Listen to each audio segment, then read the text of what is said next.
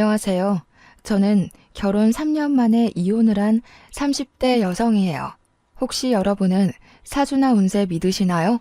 저는 한 번씩 운세를 보는데 볼 때마다 항상 초년 운세는 별로이지만 중년의 귀인을 만나 말년에는 대박이 난다고 하더라고요. 완전히 믿지는 않았지만 그래도 앞으로 나아진다니까 제발 사주처럼 귀인을 만나 내 인생이 대박이 나길 바라며 살았던 것 같아요. 사실 저는 이혼하기 전까지만 해도 정말 우울하고 힘들었거든요. 일단 우리 집 상황을 말씀드리자면 저의 부모님은 사이가 정말 좋지 않으셨어요.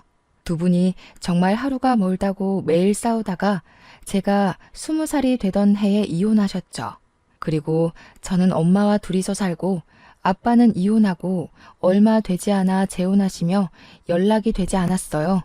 저는 그 당시 공부하는 것을 좋아하지도 않았고 경제적으로 넉넉하지 못한 형편이라 그냥 대학을 포기하고 바로 회사에 입사했어요. 회사 생활은 힘들긴 해도 나름대로 보람도 있고 앉아서 공부만 하는 것보다는 재미있었던 것 같아요.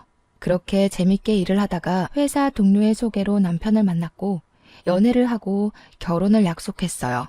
결혼식 한 달 전 식당 주방에서 오랫동안 일하시던 엄마가 몸이 이상해서 병원에 가보니 폐암 말기라는 진단을 받으셨어요.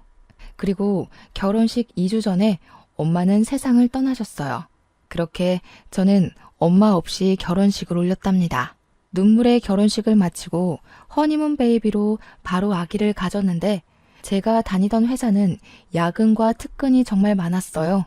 출산 휴가도 고작 3개월이 다였고 무엇보다 워킹맘을 위한 복지가 거의 없었어요.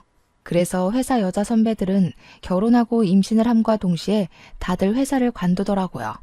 저 역시 어쩔 수 없이 회사를 관두고 집에서 제 아이 지민이를 키우며 살고 있었어요. 시간이 흘러 아이가 2살이 되자 저는 어린이집에 지민이를 보내고 간단한 아르바이트라도 구해보려 했지만 시간이 애매해서 마땅한 일자리를 찾지 못하고 있었죠.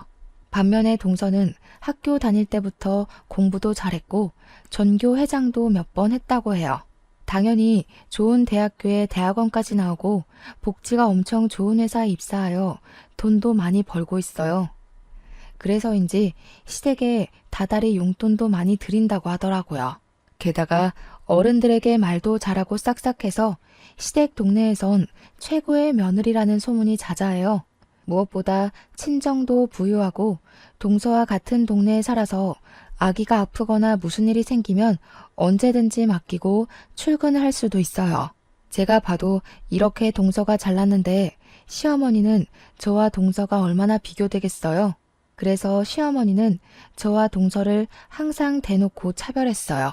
시댁에 일이 있어서 가면 동서에게는 일하고 왔으니 무조건 쉬라고 하시고 아이를 보며 집에 있는 제게는 너는 우리 아들 돈으로 놀고 먹으니 무조건 일하라고 하셨죠. 초겨울 날이 되었어요. 저희 시댁은 날이 쌀쌀해지면 매년 김장을 하시는데 그때마다 최소 300포기씩 해요. 게다가 배추 농사도 하시니 남들은 절인 배추를 사서 김치를 담그지만 저희는 배추를 뽑고 절이고 헹구는 모든 과정을 다 직접 해왔어요. 우리 시댁은 김장 전에도 할 일이 정말 많아요. 처음에는 지민이가 너무 어리고 남편과 도련님과 동서는 출근해야 하니 아무도 도와줄 사람이 없어 시부모님 2분이 배추를 뽑고 절이고 헹구셨어요. 그런데 올해부터는 지민이가 어린이집에 가니 낮에 와서 일 좀 하라고 하시는 거예요. 저는 알겠다고 하고 시댁에 갔어요. 그렇게 3일 동안 시댁에서 하루는 배추를 뽑고 하루는 소금물에 절이고 하루는 전날에 절인 배추를 헹궜어요. 그리고 양념을 버무려야 하는 날이 되었죠. 저는 이미 3일 동안 안 하던 일을 했더니 온몸이 다 쑤시더라고요. 정말 땅에서 제 몸을 잡아당기는 느낌이라 도무지 일어나지 못하겠는 거예요. 남편도 처음에는 어서 가자고 하다가 제 상태를 보고는 그냥 혼자 가겠으니 집에서 쉬라고 하더라고요. 집에서 아이를 데리고 쉬고 있는데 시어머니한테 전화가 왔어요. 너는 그깟 배추 뽑고 절이고 헹구는 게 뭐가 그리 힘들다고 젊은 애가 몸살이 났어? 약 먹고 빨리 와. 지금 할 일이 태산인데 빨리 와서 일해. 제가 아프다고 말을 해도 오늘까지만 하면 된다며 참고 오라고 성하셨어요. 그러고는 10분마다 전화해서 계속 언제 오냐고 전화를 하시더라고요. 결국 저는 아픈 몸을 이끌고 지민이를 안고 시댁에 갔어요. 저는 솔직히 그때 시댁에 가면 김장할 준비가 되어 있고 동선애와 남편이 양념을 버무르고 있을 줄 알았거든요. 그런데 아직도 시댁 마당이 깔끔한 거예요. 왜 아직 시작도 안 했냐고 묻자 다들 저 오기만을 기다렸다며 그동안 밥 먹고 커피 마시고 TV 보고 놀고 있었대요. 심지어 동서는 회사에 일이 있다며 오지도 않았더라고요. 시어머니는 저를 보며 이제 일꾼이 왔으니 일을 시작하자고 하시더라고요. 남편과 도련님도 김장을 같이 하겠다고 고무장갑을 끼자 시어머니는 남자는 고무장갑을 끼는 것이 아니라며 낀 장갑을 벗기고 방으로 들여보내셨어요. 결국 저와 시어머니 둘이 김치를 버무르기 시작했죠. 그렇게 30분이나 지났으려나요? 원래 허리가 안 좋으신 시어머니가 갑자기 허리가 아프시다고 들어가서 누우시더라고요. 결국엔 저 혼자 그 많은 김장을 다 했어요. 김장이 어느 정도 끝나고 정리를 하려는데 그제야 동서가 회사가 이제 마쳤다며 오더라고요. 그런 동서가 얄미웠지만 그래도 회사에 다니니 어쩔 수 없겠지 하며 저의 짜증나는 마음이 보이지 않게 억지로 웃음을 지어 보였어요. 동서는 미안한 표정을 지으며 형님 혼자 고생 많으셨으니 뒷정리는 제가 하겠다고 하더라고요. 그러면서 팔을 걷어붙이자 시어머니는 여태 회사에서 일하고 왔는데 무슨 정리냐며 그냥 쉬다가 이따가 고기나 먹고 가라고 하시더라고요. 동서는 시어머니의 말씀에 씩 웃더라고요. 그러더니 제게 시어머니가 이리 말씀하시니 어쩔 수 없다며 그럼 고생마저 하시라고 하더라고요. 그러면서 저는 일하느라 힘들었으니 들어가 있겠다고 하더라고요. 그렇게 저를 약올리며 못 이기는 척 방에 들어가서 쉬더라고요. 저는 결국 김장하고 뒷정리하고 밥상까지 차렸답니다. 다 같이 밥을 다 먹어가는데 동서가 가방에서 봉투를 하나 꺼냈어요. 그러더니 시어머니께 봉투를 드리며 늦어서 죄송하다고 김장비니 편하게 받으시라고 하더라고요. 아이고 이런 거 줄 필요 없는데 일단 며느리 네가 준비를 했으니 고맙게 잘 쓰마. 아, 네가 좋아하는 갈비찜 많이 해놨으니 네가 다 챙겨가거라. 첫째 며느리는 갈비찜 별로 안 좋아하지? 어머니, 저도 갈비찜 좋아하죠. 그랬냐? 그런데 조금만 해서 일을 어쩐담? 그럼 너는 다음에 해주마. 너는 일하지 않으니까 평일에도 수시로 오잖아. 아유, 김장하니 피곤하네. 첫째 너는 이것 좀 치우고 있고 둘째는 잠깐 나 좀 보자꾸나. 시어머니는 밥을 다 드시고는 동서를 데리고 큰 방으로 들어가셨어요. 둘이서 뭐하나 궁금해서 상 정리하는 척하며 몰래 큰방 앞에서 하는 이야기를 들어보니 시어머니가 동서에게 선물을 해주시더라고요. 평소에 용돈도 많이 주고 또 때마다 현금도 줘서 고맙다고 하시며 백화점에 가서 옷 한 벌 샀다고 하더라고요. 그 모습을 보고 있자니 서운하더라고요. 어머니 옆에서 몇 날 며칠 동안 김장을 한 사람은 나인데 제게는 수고했다는 말 한마디 없으시고 뒤늦게 나타나 돈 봉투만 준 동서에게는 고맙다며 갈비찜에 옷까지 선물하시니 정말 너무하시네 싶더라고요. 저는 남편에게 내가 설거지 못하겠다고 그냥 집에 가겠다고 했어요. 남편은 오늘 많이 힘들었냐며 자기가 하겠다고 하더라고요. 남편이 그러면서 고무장갑을 끼는데 역시 미우나 고우나 내 남편밖에 없다는 생각이 들고 고맙더라고요. 그 순간 시어머니가 방에서 나오셨어요. 우리 민호가 왜 설거지를 해? 남자는 고무장갑을 끼면 절대 안 된다고 하지 않았니? 하지마. 너는 이깟 설거지 얼마나 된다고 그걸 꼭 굳이 네 남편에게 시켜야겠냐? 역시 친정이 없으니 이런 시댁에 대한 도리를 친정에서 배우지 못한 거겠지. 형님, 그깟 설거지 얼마나 한다고 그걸 아주버님한테 시키셨어요. 그냥 제가 할게요. 제가. 얼마 있지도 않구만. 아가야, 너는 밖에서 일도 하고 와서 무슨 설거지니? 너는 하지 말아라. 집에서 우리 민호 돈으로 놀고 먹는 제가 해야지 안 그러니? 어머니, 동서는 오늘 아무것도 안 하고 밥만 먹었는데 설거지 하나 시키지 않는 게 말이 돼요? 왜 저만 이래요? 저는 너무 화가 나서 더 따져 묻고 싶었지만 그 순간 지민이가 나와 엄마랑 할머니랑 싸우냐고 묻더라고요. 아무리 그래도 지민이 앞에서 어른에게 큰 소리 내는 모습을 보이는 것은 아닌 것 같아 더는 이야기하지 않고 혼자 설거지했네요. 설거지까지 마무리 짓고 집에 와서 남편에게 솔직히 시어머니 동서와 나를 너무 차별하시는 거 아니냐고 했어요. 그러자 남편은 동서가 놀다 온 것도 아니고 일하고 왔는데 그냥 윗사람으로서 이해해주라며 저는 평일에 지민이를 보내놓고 쉴 수 있는데 동서는 평일에도 쉬지 못하고 일해야 하는데 힘들지 않겠냐고 하더라고요. 그러면서 이러한 상황들을 도련님이나 동서에게 대놓고 이야기하면 사이만 틀어진다고 그냥 제가 조금 더 고생하라고 얘기하더라고요. 남편 말을 들으니 저는 더 화가 나더라고요. 저는 남편에게 저의 솔직한 심정을 이야기했어요. 여보 말대로 나는 평일에 지민이를 보내고 쉬면 되기 때문에 시댁에서 일을 좀 더 할 수 있고 여기에 대해서는 나도 큰 불만은 없어. 그런데 시어머니며 동서며 도련님까지 모두 다 당연히 내가 나만 시댁의 모든 일을 해야 하는 사람처럼 인식하는 것이 기분이 나빠. 나는 여보랑 행복하게 살려고 결혼을 했지 당신 가족의 일꾼이 되기 위해 결혼한 게 아니란 말이야. 저의 이야기에 남편도 잠시 생각을 해보더니 제 마음을 이해하겠다며 앞으로는 절대 이런 일 없을 것이고 이러지 않도록 중간에서 잘하겠다고 하더라고요. 저는 그런 남편을 철석같이 믿었어요. 그 뒤로 시어머니가 몇 번 일이 있다고 부르셨지만 적당히 핑계대며 가지 않고 시댁과 거리를 유지한 채 나름 평화롭게 살았어요. 한 해가 지나 설이 되었어요. 시어머니는 설 전에 명절 음식을 장만해야 하니 장 보러 나오라고 하시더라고요. 장 보러 가는데 시간이 얼마나 걸리겠어 하고 가벼운 마음으로 나갔지만 한 짐 들고 집에 와서 정리하고 재료까지 손질하니 어느새 하루가 다 지나더라고요. 그리고 연휴 첫날 동서는 회사에 급한 일이 생겼다며 또 늦게 온다고 하더라고요. 남편은 전날 오랜만에 친구들을 만나 밤 늦게까지 술을 마셔서 술병이 났어요. 어쩔 수 없이 저와 시어머니 둘이서 음식 장만을 시작했는데 조금 하더니 시어머니는 또 허리가 아프시다고 누우시는 거예요.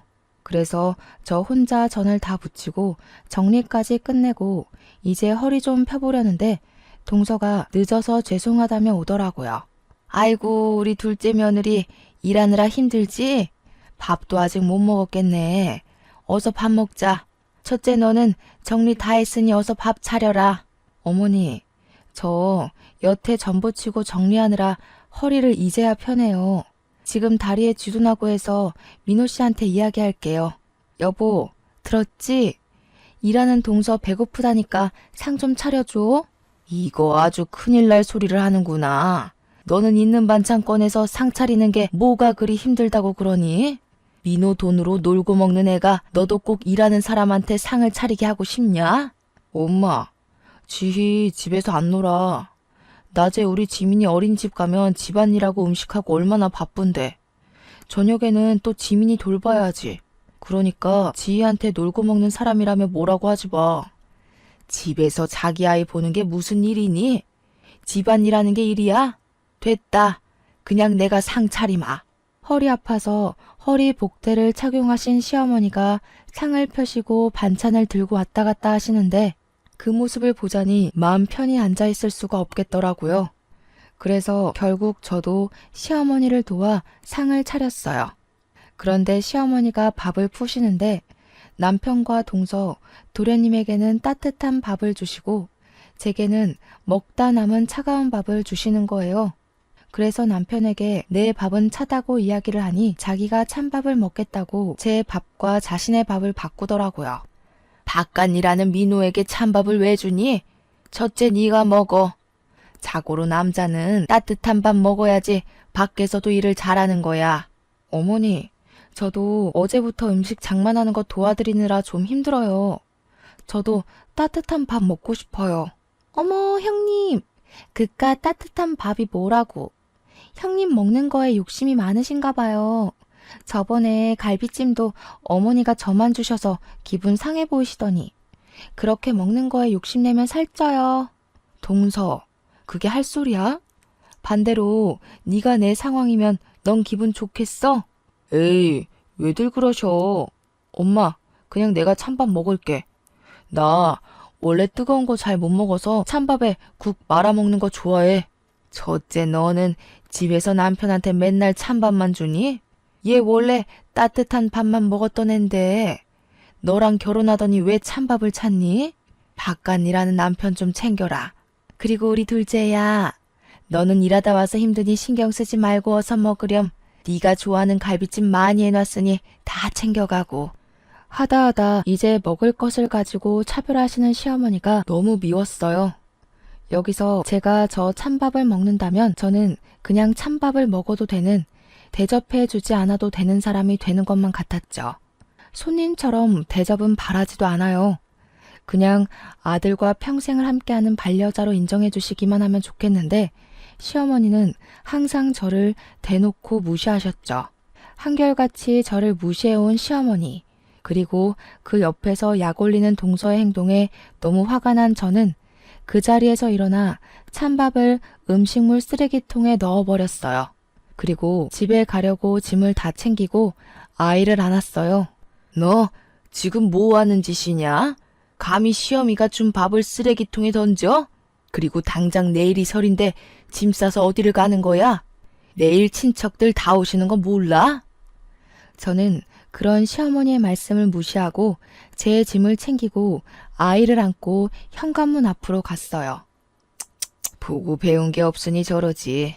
찬밥이든 더운 밥이든 시어머니가 줬으면 그냥 감사합니다 하고 먹을 일이지. 그걸 가지고 성질은, 역시 우리 둘째 아가는 학벌도 좋고 친정도 부유하니 보고 배운 것도 많고 잘 자라서 시집 왔는데 쟤는 부모가 이혼해서 보고 배운 게 없으니 저렇게 행동한다니까. 어머니, 지금 제가 고작 밥 때문에 이러는 것 같아요? 제게만 찬밥을 주셔서 화도 났지만 정말 제가 화가 나는 것은 어머니의 차별 대우예요. 항상 어머니는 동서에게는 무조건 쉬라고 하고 제게만 어떻게 모든 일을 다 시키세요? 그래놓고 수고했다는 말 한마디라도 따뜻하게 해주신 적 있으세요? 동서는 집도 잘 살고 대학교에 대학원까지 나와서 배운 게 많아서 내가 따로 가르칠 게 없지만 너는 친정도 없고 대학도 못 나왔으니 배운 게 없잖아. 그래서 내가 가르칠 게 많아서 그래. 내 딴에는 널 딸처럼 생각해서 내 옆에 두고 하나하나 가르치려는데 그게 그렇게 불만이야? 어른으로서 가르침을 주는 것은 당연하지. 착각하지 마세요. 김장시키고 제사음식 장만하고 하는 게 가르치는 거예요? 이거는 그냥 일 시키는 거예요. 어찌되었든 저는 이 집의 노비가 아니니 동서가 저와 동등하게 같이 일을 할 때까지 당분간은 이 집에 못 오겠네요. 안녕히 계세요. 저는 이 말을 하고 아이를 데리고 나왔어요. 이대로 집에 가기는 싫었어요. 그냥 차 타고 정처 없이 갔는데 정신 차려보니 도착한 곳이 엄마를 모신 납골 땅이었어요. 명절이 되고 시어머니와 일로 기분이 울적하니 엄마가 많이 보고 싶더라고요. 엄마는 말은 하지 않으시지만 사진 속에서는 인자하게 웃으셨어요. 꼭 잘 왔다고, 너를 기다리고 있었다고 이야기해 주시는 것 같았죠. 저는 그런 엄마를 보며 엉엉 울었어요. 제가 우는 모습을 본 지민이는 처음에는 다소 당황하는 듯 하다가 저를 꼭 안아주고 토닥여 주더라고요. 꼭 지민이의 몸에 우리 엄마가 들어와 저를 안아주는 것 같아 지민이를 안고 그렇게 한참을 울었네요. 울다 보니 어느 정도 답답한 속이 후련해졌어요. 그렇게 저의 마음의 짐을 엄마에게 내려놓고 다시 집으로 갔어요. 저는 제가 그렇게 시댁에서 나와서 남편이 집에 와 있을 줄 알았어요. 그런데 집은 텅 비어 있더라고요. 남편은 명절 당일에도 오지도 않고 연락도 없었어요. 연휴 마지막 날 밤늦게서야 집에 들어오더라고요. 저를 보자마자 한다는 이야기가 너는 꼭 그 자리에서 그렇게까지 해야겠냐고 하더라고요. 나는 너네 집 노비냐? 김장할 때도 너나 시어머니는 나에게만 그 많은 일을 다 시켰어. 요새 같은 시대에 어느 집에서 배추 300포기를 담가? 그것도 며느리 혼자 말이야. 음식 장만도 나 혼자 다 했지. 그리고 내가 그렇게 하는 동안 너고 네 동생이고 날 도와준 적 있어? 그저 어머니가 뭐라고 하셨으니까 어쩔 수 없다며 뒤로 빠지긴 하고. 나 이제 더는 못 참아. 이제 시댁에 안 가. 쉬지도 않고 따발총처럼 이야기하는 저의 모습을 본 남편은 고개를 저으며 방문을 쾅 닫고 들어갔어요. 저는 정말 다시는 시댁에 가지 않을 것이라 다짐했죠. 그런데 얼마 뒤 시어머니의 허리가 많이 안 좋아지셔서 허리 수술을 해야 하는 상황이 되었어요. 아무리 미운 시어머니지만 그래도 같이 사는 남편의 엄마라서 걱정이 되더라고요. 그래서 다시는 시댁에 가지 않을 것이라는 다짐은 일단 뒤로 한 채 병문안을 갔어요. 다행히 수술은 잘 되긴 했지만 당분간은 절대 안정을 취해야 하니 단순히 걷는 것 이외에는 아무것도 해서는 안 되는 상황이었어요. 그래서 저는 아침에 지민이를 어린이집에 보내놓고 식사 준비며 시댁의 모든 집안일을 도와드리기로 했어요. 시어머니가 밉긴 했지만 그래도 가족이기도 하고 동서나 남편은 회사에 가야 하니 저밖에 할 사람이 없으니까요. 어머니는 제가 시댁에 오자 정말 작정을 한 사람처럼 모든 일을 다 시키셨어요. 때에 맞춰 식사 준비, 화장실 청소, 집안 대청소는 당연하고 설치하고 한 번도 닦지 않은 것처럼 기름때가 찐득찐득한 가스레인지 후드 청소, 냉장고 정리, 부엌 서랍 정리 등 모든 일을 다 시키셨어요. 시키시고 그냥 가만히 계시면 좋을 텐데 꼭 시키시고는 옆에 쫓아다니시며 이거는 이랬네 저랬네 하시며 잔소리를 하셨어요.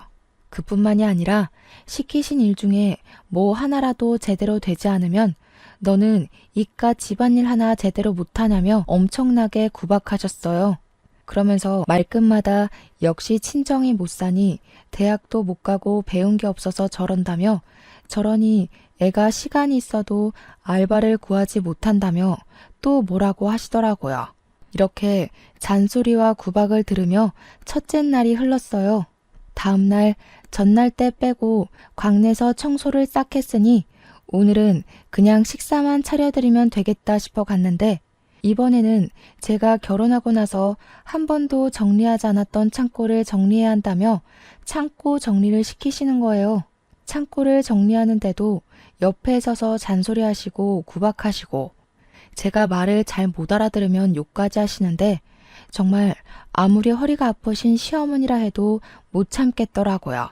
그래서 그날은 퇴근하고 온 남편을 붙잡고 시어머니가 이렇게까지 청소를 시키시며 구박에 막말에 욕설까지 하셨다고 했어요. 그랬더니 남편은 제 말을 믿지 못하겠으니 녹음을 해놓으라고 하더라고요. 그래서 다음날 저는 핸드폰 녹음기를 켜고 시댁에 갔어요. 너 왜 이렇게 늦게 와? 아프고 늙은 시모 굶겨 죽일 참이야? 나쁜 년. 그리고 옷은 그 청바지가 뭐냐? 청바지 입고 어떻게 일할 거야? 너네 엄마는 시댁에 어떤 옷을 입고 가야 하는지 그런 것도 안 가르치고 죽었다니? 도대체가 내가 어디부터 어디까지 너한테 알려줘야 하는 거야? 일단 밥이나 차려. 밥 차리고 오늘은 저온 창고 싹 다 정리해라. 시어머니는 저를 보자마자 왜 이리 늦게 왔냐고 하시며 돌아가신 엄마까지 들먹이시며 뭐라고 하시는데 정말 화가 났지만 녹음 중이라 참았어요. 밥을 다 드시고 나서는 설거지를 하라고 하시고 설거지하는데도 옆에 딱 붙으셔서 주방 세제를 너무 많이 쓴다고 뭐라고 하시고 따뜻한 물로 하면 보일러세 많이 나온다고 찬물로 하라고 하시고 손이 느려서 굼뜨다고 뭐라고 하시더라고요. 그러고서는 저에게 음식들이 저장된 저온 창고를 정리하라고 하셨어요.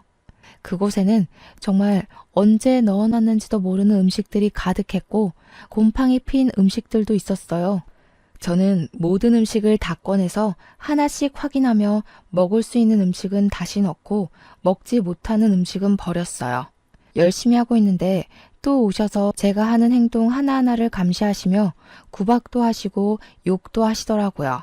그러다가 제가 시어머니의 말을 잘못 알아들으면 멍청하다고 등도 때리시고 꿀밤도 때리시고 하셨어요.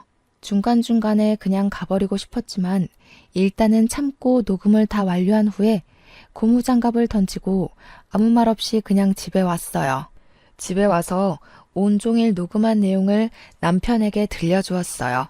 제가 인격 모독을 당하고 욕을 듣고 딱 하고 맞는 소리가 들리는데도 남편은 몸이 좋지 않으셔서 예민해져서 그런 거고 힘없는 우리 어머니가 때려봤자 얼마나 아프겠냐고 그냥 넓은 마음으로 참아달라고 하더라고요. 저는 그런 이야기를 하는 남편에게 역시 가재는 개편이라며 세상에 믿을 만한 인간 하나도 없다고 하고 방에 들어갔네요. 다음 날 3일 연속 시댁에서 일했더니 온몸이 다 아프더라고요. 지민이를 어린이집에 보내놓고 쉬고 있는데 모르는 번호로 전화가 왔어요. 받아보니 옛날에 이혼해서 연락이 끊겼던 아빠였어요. 한때는 저와 엄마는 이렇게 힘든데 아빠는 재혼했다는 소식을 듣고 미웠지만 그래도 거의 20년 만에 내 가족에게 연락이 오니 반갑고 뭔가 든든한 내 편이 생긴 것 같은 기분에 반가워서 갑자기 눈물이 나오더라고요. 그렇게 울며 서로의 근황을 물었어요. 아빠는 조그맣게 회사를 차리셔서 사장으로 있다고 하셨어요. 그런데 엄마도 돌아가셨는데 제 번호를 어떻게 알았는지 물어보니 시아버지를 통해서 알게 되었다고 하시더라고요. 저는 아빠에게 시아버지랑 어떻게 연락을 했냐고 두 분이 아는 사이냐고 물었죠. 알고 보니 아빠가 10년 정도 전에 길을 가다가 뇌출혈로 쓰러진 적이 있었는데 그때 시아버지가 빨리 아빠를 발견해서 사실 수 있었다고 해요. 그 후 몸을 회복하신 아빠와 시아버지가 연락을 주고받고 지내셨대요. 그러면서 서로가 무슨 일을 하는지도 자연스레 알게 되셨는데 그 당시 시아버지는 사업이 잘 되지 않아서 회사가 거의 망하기 직전이었고 아빠는 동종업계에서 사업이 잘 돼서 돈도 많았고 좋은 거래처도 많이 알고 있었어요. 그래서 아빠가 자신의 목숨을 구한 은인이시라며 시아버지를 여러모로 많이 도와주셨다고 해요. 그때 인연이 지금까지 연결되어 지금은 호영호재하면서 지내는 사이라고 하더라고요. 얼마 전에는 두 분이 만나 술을 한 잔 드셨대요. 술에 취하신 시아버지가 첫째 며느리 이야기를 하셨는데 나는 첫째 며느리가 너무 예쁜데 자기 마누라는 부모님이 이혼하고 엄마는 돌아가시고 아빠는 재혼해서 연락도 안 되니 마땅한 친정이 없다며 시집살이를 그렇게 시킨다고 하셨대요. 도와주고 싶어도 자신은 회사에 나와봐야 하니 딱히 도울 수도 없고 그저 마누라한테 그렇게까지 미워하지 말라고 말하는 것이 전부인 이 상황이 답답하다면서요. 그러면서 시아버지가 아빠에게 첫째 며느리라며 사진을 보여주셨는데 제 사진이었대요. 아빠는 이 이야기를 하시며 엄마와 이혼한 후 매정하게 연락을 끊어서 네가 이렇게 힘들게 살게 된 것 같다며 미안하고 그동안 정말 고생 많았다고 하셨어요. 그러면서 제가 시집살이가 너무 힘들어서 이혼하고 싶다고 한다면 집과 일자리 정도는 마련해 줄 수 있으니 괜히 눈치 보며 살지 말라고 하시더라고요. 그래서 제가 그동안 시어머니의 막말, 무조건 시댁 편인 남편, 그리고 여우 같은 동서 때문에 갈라서고 싶은 적이 많았는데 지민이도 있고 경제적인 여건 때문에 억울해도 그냥 참고 살았다고 했죠. 그랬더니 아빠는 일단 사돈에게 인사를 해야겠다며 인사하러 갈 수 있게 날짜 좀 잡아달라고 하시더라고요. 저는 사실 얼마 전에 시부모님이 하도 저를 구박하시고 무시하셔서 한바탕 하고 영 끊었다고 했어요. 아빠는 그래도 사돈한테 인사는 드려야 하는 것이 도리니 꼭 날짜를 잡아서 알려달라고 하셨어요. 저는 아빠와 전화를 끊고 바로 시어머니께 전화를 드렸어요. 그리고 저희 친정아빠가 연락됐는데 시부모님께 인사를 드리고 싶어 하시니 시간 될 때 알려달라고 했어요. 시어머니는 축하한다는 말은커녕 아빠가 뭐하고 사시는지부터 궁금해 하시더라고요. 그래서 아빠에게 들은 대로 그냥 조그마하게 회사를 운영하고 있다고 했죠. 그랬더니 시어머니는 요새 사업하다가 망하는 사람들이 많다던데 괜히 너네 아빠랑 인제 와서 연락돼서 우리 민호가 번 돈이 다 거기로 흘러가지는 않을까 모르겠다며 어쨌든 주말에 시간 비워둘 테니 오라고 하라고 하시곤 끊으셨어요. 애초에 시어머니의 축하는 바라지도 않았지만 그래도 어머니의 날이 선 말투에 기분이 좋지는 않더라고요.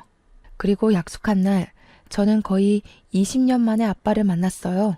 제 기억 속의 아빠는 주름살이 하나 없고 머리숱도 많았는데 그날 본 아빠는 주름살도 자글자글하고 머리카락도 거의 없으셨어요. 저는 변해버린 아빠의 모습이 반갑기도 하고 그런 아빠의 손을 오랜만에 잡고 함께 시댁으로 향했어요. 시댁에는 동선의 부부도 있었어요. 아빠는 준비하신 과일 바구니를 건네시며 지희의 아빠 되는 사람이라고 하며 허리를 90도로 굽혀 인사하시더라고요. 시어머니는 그런 아빠를 보면서 떨떠름한 표정을 지으셨어요.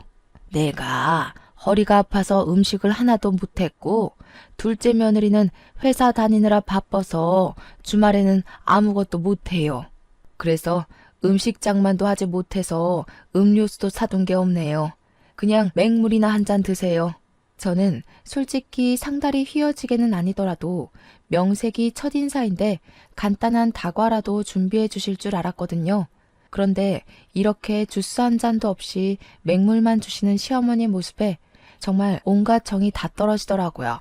인제 와서 하는 얘긴데 첫째 며느리가 친정도 없고 본 적도 없이 자라온 애라서 가르치느라 너무 힘들었어요. 우리 둘째 아가는 친정도 부유하고 학벌도 좋아서 가르칠 것이 하나도 없는데 말이죠. 그래도 첫째 며느리를 딸처럼 생각해서 많이 가르쳤네요. 네, 딸처럼 생각해 주셨다니 감사하네요. 말씀대로 그동안 제 딸이 잘못 배웠으니 이제라도 제가 하나씩 가르치려고 합니다. 일단 돈 관리하는 것부터 가르쳐야 할 것 같아서 딸에게 건물 하나 주려고요. 건물이요? 얼마짜린데요? 거기 시세가 한 25억은 되거든요. 그 건물에 상가가 다 들어서 있고 안정적으로 장사를 하고 있으니 월세를 꼬박 받으면 한 달에 400만 원은 벌 수 있을 것 같더라고요. 회사도 안 다니는데 집에서 놀고 먹으면서요. 뭐요? 400만 원? 시어머니도 놀랐지만 저도 깜짝 놀랐어요. 순식간에 저는 조물주보다 높다는 건물주가 되어 매달 한 달 월급만큼의 돈을 받게 된다는데 이게 쉽게 믿어질 리가 없잖아요. 아빠는 그런 저의 손을 잡고 씩 웃으셨어요. 시어머니는 도대체 뭐를 하시길래 그런 건물이 있냐면서 명함이라도 있으면 달라고 하셨어요. 아빠가 명함을 건네자 시어머니는 아빠의 명함을 받고는 요즘 사업이 잘 안 되냐며 은근히 비꼬는 말투로 말씀하셨죠. 옆에 있던 동서도 형님 아버지신데 어느 회사 대표님이신지 궁금하다며 본인에게도 명함을 달라고 했어요. 그런데 동서가 건네받은 아빠의 명함을 보고 깜짝 놀라하는 거예요. 어머니, 여기는 시아버지 회사보다 규모가 더 큰 회사네요? 꽤 큰 회사인데 여기 대표님이시라고요? 저희 팀장님이 여기 회사 대표님의 조카라고 하시던데. 아, 지은이가 여기 둘째 며느님의 직장 상사인지는 몰랐네요. 또 이렇게 인연이 해결되네요. 시어머니는 그렇게 좋은 회사의 대표가 첫째 며느리의 아빠였냐며 재차 확인하시고는 다시 한번 놀라셨어요. 아빠는 그런 시어머니에게 당당하게 제가 이 회사의 대표라고 하시며 일단 오늘은 일이 없으니 가봐야 할 것 같다고 하시고는 자리에서 일어나셨어요. 저는 아빠를 보내드리고 다시 시댁으로 왔어요. 어느덧 저녁 6시. 저녁을 먹을 시간이더라고요. 어머니, 벌써 저녁 6시인데 저녁 식사하셔야죠. 형님, 가서 식사 준비 좀 해주세요. 저는 아시다시피 일하느라 피곤해서요. 동서는 아주 당연하다는 듯이 제게 저녁 식사를 시키더라고요. 그 소리를 들은 시어머니가 깜짝 놀라 동서에게 다가왔어요. 예, 오늘은 네가 준비해라. 쟤도 오늘 오랜만에 아빠 만났으니 얼마나 정신적으로 힘들었겠니? 저는 그래도 회사에서 일하는데 오늘 하루는 푹 쉬어야죠. 형님은 집에서 노시는데? 쉬긴 뭘 쉬니? 젊어서 고생은 사서도 한다고 했다. 네가 밥 차리고 첫째 아가는 잠깐 나 좀 보자. 할 말이 있다. 시어머니는 저를 부르실 때 야 아니면 첫째 너라고 하셨어요. 그런데 돈 많은 아빠가 왔다 가시자 저에게 결혼 후 처음으로 첫째 아가라고 부르시며 저를 큰 방으로 데리고 가시더라고요. 아가, 내가 그동안 너한테 섭섭하게 한 것이 있다면 미안하다. 나는 그냥 친정도 없는 네가 어디 나가서 혹시라도 무시당할까봐 다 네가 잘 되길 바라는 마음에서 그렇게 한 것이니 이해해 주려무나. 그리고 다른 친구들은 다른 며느리한테 한 달에 100만 원씩은 받고 산다던데 나는 한 달에 50만 원 정도는 내 용돈으로 줄 순 없겠니? 병원비도 있고 생활비도 있고 조금 힘들어서 말이야. 이제 동서보다 제가 돈을 더 잘 벌게 생겼으니 어머니 상황이 역전되셨네요. 아가야, 무슨 말을 그리 서운하게 하니? 그런 게 아니라 그냥 서로 돕고 살자는 거지. 어머니는 저 혼자 김치 300포기 담그고 명절 음식 준비할 때 한 번이라도 도와주신 적 있으셨어요? 허리가 아프시지 직접 도와주시지는 못해도 누구한테 힘들 테니 도와주라고 한 적 있으셨나요? 그러기는커녕 아무 일 못하게 하시고 저 혼자만 일 다 시켜놓고는 인제 와서 서로 돕고 도와주는 척 하시는 건가요? 시어머니는 저의 말에 아무 대답도 못하고 그저 당황해만 하셨어요. 어머니, 저는 어머니의 말씀대로 본 것도 없이 자라서 서로 도우며 사는 거 뭔지 잘 모르겠네요. 저는 이 말을 남기고 거실로 나갔어요. 부엌에 가보니 동서는 입술이 삐죽 나와서 저녁 준비를 하고 있더라고요. 저는 그동안 얄밉게 말하는 동서에게도 한마디 했어요. 동서, 아직도 그것밖에 못 차렸어? 빨리빨리 움직여. 이러다가 내일 밥 먹겠어. 하긴 뭐 네가 회사를 한답시고 집안일을 해봤어야 알지. 형님, 지금 돈 많은 아빠 있다고 유세 떠는 거예요? 너도 그동안 회사 다녀서 돈 번다고 유세 부렸는데 나는 그러면 안 된다니? 그리고 어머니, 용돈은요? 용돈은 학벌 좋고 친정도 부유한 동서한테 받으세요. 전 이혼하겠습니다. 더는 이 집에 노비처럼 못 살겠어요. 노비라니. 나는 너를 맹세코 단 한 번도 그리 생각한 적 없다. 정말 딸처럼 생각했어. 딸처럼 생각하셔서 찬밥 주시고 먹는 거로 차별하시고 맨날 저에게만 그렇게 일을 시키셨어요. 무슨 말이 안 되는 소리를 하셔야죠. 저희 갈라서겠습니다. 여보, 왜 그래? 그게 무슨 소리야? 이혼이라니. 우리 다시 잘해보자. 이제 장인어른도 계시고 혼자 어디를 가려고. 장인어른? 너 이제 이혼해서 마누라도 없는데 네가 장인어른이 어딨니? 그리고 내가 우리 아이 챙겨서 갈 거야. 나갈 때 있으니까 내 걱정은 말고. 저는 그렇게 지민이를 안고 그 집을 나왔어요. 남편과 시어머니는 갑작스러운 저의 이혼 선언에 황당해하며 저를 붙잡았지만 이미 마음이 확고해진 저는 미련 없이 그 집을 떠났어요. 그리고 아빠가 마련해 주신 새로운 보금자리로 갔어요. 다음 날 저는 근처 신경정신과에서 시댁의 스트레스로 인해 정신적인 피해를 보았다는 처방전을 끊었어요. 그리고 이혼 서류를 작성해서 처방전과 함께 시댁에 퀵으로 보냈죠. 잠시 후 시어머니한테 전화가 오더라고요. 무슨 이혼 서류야? 정말 이혼할 거야? 네, 어머니. 저 이제 그 집에서 더는 노비 생활 못해요. 이혼하겠어요. 이제 둘째한테도 일 시키고 할게. 우리 아들들한테도 일 시킬게. 그러니까 제발 마음 풀고 같이 살자. 저 지민이는 혼자 어떻게 키우려고 그래. 제 걱정하는 척 하지 마세요. 제가 알아서 아주 멋지게 잘 키울 거예요. 어머니가 이렇게 부탁하셔도 저는 이미 마음 정했고 이혼할 겁니다, 반드시. 그깟 일 조금 시켰다고 이혼이 어디 쉽게 될 것 같아? 어머니 허리 아프셨을 때 막말하셨던 거 제가 다 녹음했고요. 지금 병원에서 시댁 스트레스로 인해 정신적으로 피해받았다는 내용의 처방전까지 받았어요. 그리고 아빠 회사에 법무팀 팀장님과 친한 변호사가 이혼소송 전문 변호사래요. 그래서 이혼해주지 않으시면 그곳에서 이혼소송 진행하려고요. 시어머니는 저의 확고한 대답에 살아생전 너같이 독한 년은 처음이라며 온갖 욕설을 퍼붓고는 끊으셨어요. 이어서 남편에게도 전화가 오더라고요. 네가 원한다면 나 우리 가족과 영 끊고 살게. 그러니 제발 이혼은 하지 말자. 같이 살자. 너 내가 그렇게 시댁에서 호되게 당할 때 너는 항상 너네 엄마 도련님 동서 편만 들었어. 그런 네가 잘도 그러겠다. 됐고 이제 이혼이야. 차마 행복하게 잘 살라는 말은 못 해주겠다. 이혼 서류 잘 작성해서 내일 법원 앞으로 와라. 안 오면 소송할 거야. 저는 이렇게 남편과 이혼을 했어요. 이혼 후 저는 지민이와 함께 살며 아빠의 회사에 취직했어요. 아빠의 회사는 원래 블라인드 면접으로 사람을 채용하는 곳이라 제 학벌이 낮아도 전혀 문제가 되지 않았어요. 게다가 회사의 복지가 정말 좋아서 사내 어린이집이 정말 잘 되어 있더라고요. 제가 퇴근할 때까지 마음 놓고 지민이를 맡길 수가 있었죠. 저는 지금도 충분히 행복했고 아빠라는 존재가 있는 것 자체만으로도 너무 감사했어요. 그래도 아빠는 유일한 핏줄인 제게 회사를 물려주고 싶다면서 공부를 하라고 하시더라고요.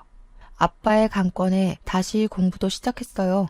워낙 공부에 재능이 없던 저이지만 그동안 학벌이 낮다고 무시하던 전 시모의 얼굴을 생각하며 내가 꼭 잘 돼서 복수한다는 마음으로 눈에 불을 켜고 공부하고 있네요. 결혼 후 제게 전혀 도움이 되지 않는 사람이라 여겼는데 이렇게 제게 도움을 주기는 하네요. 이렇게 저는 아빠의 회사에 다니며 일도 하고 공부도 하고 지민이도 잘 키우면서 행복하고 바쁘게 살아가고 있네요. 그리고 최근에 아빠의 조카 제게는 사촌 언니를 만났어요. 이 사촌 언니가 이전에 동서가 말했던 회사의 팀장님이시더라고요. 그런데 동서가 회사에서도 그렇게 여우짓을 하고 사람들 사이에서 이간질했대요. 그리고 명절 전날과 같이 시댁에 가야 하는 날만 되면 회사에서 아무도 요구하지 않는데도 스스로 야근에 특근하며 늦게 갔다고 하더라고요. 안 그래도 사촌 언니가 얄밉다고 생각하며 뭐 하나 건수만 생기면 가만 안 둔다고 벼르고 있었는데 제 소식 다 듣고 엄청나게 갈궜대요. 그래서 지금은 회사에 사표 내고 백수가 되었네요. 그리고 예전에 저처럼 맨날 시댁에 불려가서 일한다고 하더라고요. 그 소식을 들으니 얼마나 통쾌하던지요. 전 남편은 아이에게 아빠를 보여줘야 하니 한 달에 한 번씩은 보고 있어요. 전 남편은 그때마다 다시 합치자고 하지만 솔직히 제가 뭐가 아쉬워서 합쳐요. 월급 잘 나오죠? 아빠 덕에 건물주가 되어서 상가 월세도 적지 않게 나오죠. 게다가 회사의 복지도 좋아서 지민이 걱정 없이 마음 편히 일도 할 수 있는데요. 지금 사는 집도 크지는 않지만 대출도 없고 저와 지민이 둘이서 살기 딱 적당하거든요. 남편이 그런 소리 할 때마다 저는 너희 엄마와 너 동서 생각만 해도 치가 떨리니까 헛소리 짓거리지 말라고 한마디 하네요. 제가 사주를 볼 때마다 중년의 귀인을 만나 말년에는 대박이 난다던데 제 인생의 귀인이 바로 아빠였나 봐요.